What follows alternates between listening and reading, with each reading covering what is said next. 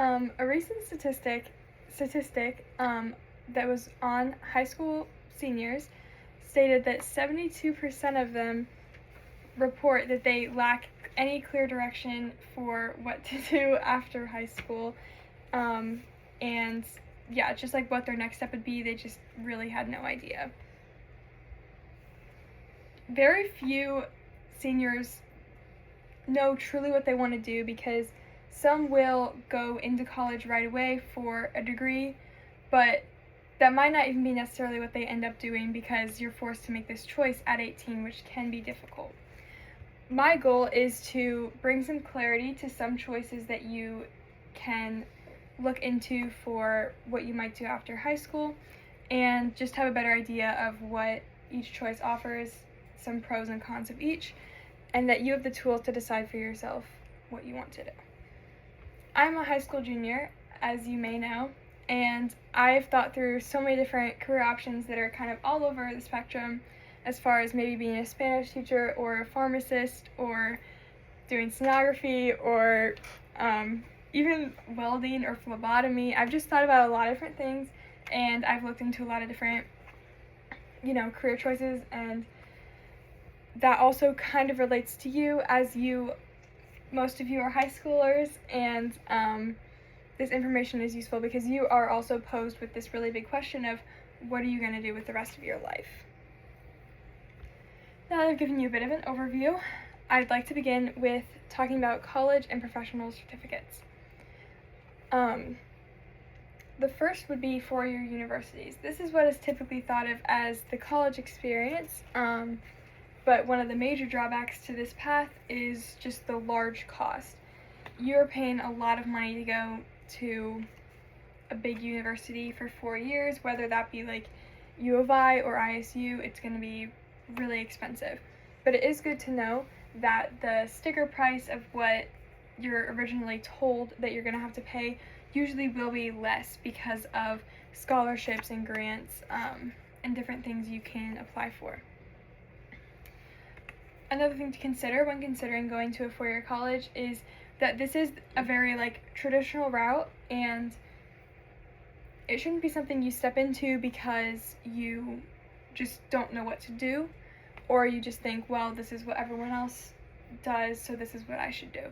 It should make sense for you because it is a lot of money that you are going to be paying or in debt after you graduate, which is something to consider. One benefit of going to a four-year university is that in general, you graduating with a bachelor's degree will make more money in lifetime earnings because you also have great networking from college to get good job placement that people who don't go to college would typically miss out on. Community college is another really popular option because it's a lot cheaper than going to a four-year right off the bat, because you can go for 2 years and just get an associate's, or you can transfer and finish out your degree at a four-year. It's a lot cheaper and they're pretty much everywhere, so it's a really good option, especially if you don't know what you want to do. You can take gen ed classes at community college for a lot less money. Professional certifications is the next one. Certifications you can get through trade schools and community colleges as well, and once again, typically a lot cheaper than a four-year university, and you will learn a lot more hard skills in a way because you are literally practicing the skill that you will use in your job, such as welding could be one of these. The timeline for how long these would take is 6 months to 2 years, so you spend a lot less time at college, which is very desirable for some people who may be leaving high school with a lot of academic burnout. Now that you understand some of the the further education tracks that can benefit you, I'm going to discuss going into workforce and trades. Some people after high school go straight into working, and this could be in a gap year, or they just want to work in the same job. A gap year can be great, and I'll talk more on that later. But going straight into working, a very obvious benefit to this is making money right out of high school, and you can take that time while you're working to save up for if you want to go to college, and you can also use that time to maybe learn more about yourself and decide what you actually may want to do if you do choose to go to college. However, the con to this is that overall, there's over $1 million less in lifetime earnings for people who don't have a bachelor's degree and just continue working after high school compared to those who do have a bachelor's degree, because of the difference in education. At trade school, there's a great opportunity for people who want hands-on learning and enjoy hands-on learning and typically don't want a ton more of education. There's also a lot of jobs open in this field. Almost 240,000 jobs are open for welders specifically, and that number is growing. And there's also a job security in that welding is done by a human and takes human technique and skill.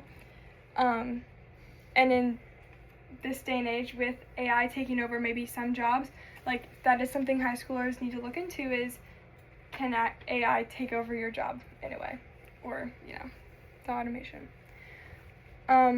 Trade school again is cheaper than going to get a bachelor's degree, and also training on the job can be offered, so you can be paid while you train. Now you understand the most typical paths, which you've probably all heard about. Here are some other options that people take, as well as just some things to consider when choosing for yourself what career to go into. Taking a gap year, as I mentioned earlier, is a great way to learn about yourself beyond academics, whether that is investing in your community, your church, or local events, or even traveling. A lot of people travel in their gap year. It's a great time to, like I said, get away from academics and maybe decide what you want to do if you want to just keep working. Another option is military. This is another really popular one for high school students because once you get out of the military, your schooling is free. You get to serve the country, and while there is a higher risk of death in your service if you do go to war, it still is a great option for some people who want to serve their country. There's also entrepreneurship, creating your own hours, but there is really no steady income until your business is up and running. But some people have a very clear vision of doing that after high school, and that could be you. And you could have that vision, and it can be really rewarding to have your own business and have grown it from the ground up.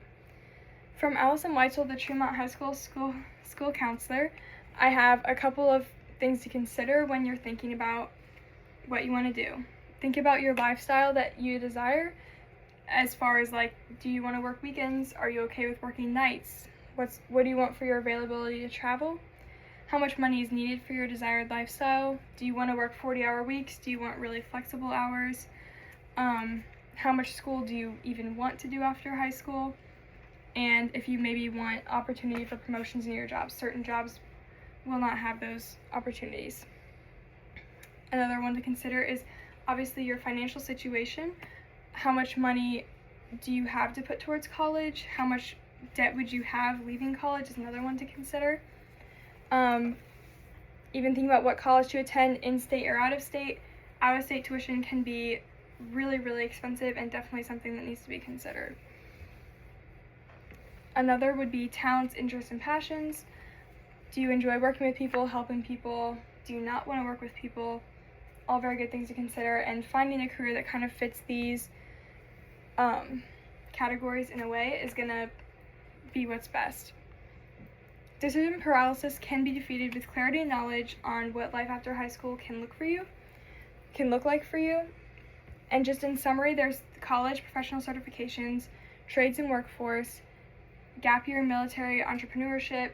Those are all really great options, but obviously no one path fits every person, so consider those questions that were brought up of what you want your life to be like after high school and how a job would fit into that. just remember that your path is your own to shape and guide where you want it to end up, and that no two people's paths have to be the same. Don't compare your path to other people. Just because someone's going to a 4-year university does not mean you need to, because community college can be a lot more affordable for your situation. Do your research into specific universities, trade schools, what programs they offer, and what jobs they can lead to, and just be able to shape a life you can be proud of, really, no matter what you do. Thank you.